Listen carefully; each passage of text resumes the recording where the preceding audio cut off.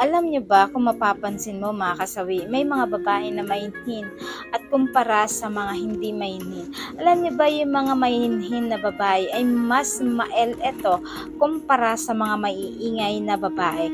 Yung pakwentuhin mo yung mga babae na talagang magaling sila sa ganito, magaling sila sa pakikipag-lovemaking, lahat ng posisyon ay ginagawa nila, ay kabaliktaran ito mga kasawi. Kasi yung mga babae na hindi mahilig magkwento, yung hindi mahilig na makisawsaw sa mga kwento ng pakikipag-lovemaking, ay yun sila talaga ang 100% na magaling. Yung mga babaeng mainhin, tahimik, at higit sa lahat, sila pala yung mapanganib pagdating sa pakikipag-lovemaking kasi sila talagang 100% na talagang magagaling pagdating sa kama mga kasawi. Kaya kung mapapansin nyo, 'di ba, kapag nagkakasama ang magkakaibigan tapos meron kang makakita na mainhin na kaibigan mo, yung hindi nagkukwento,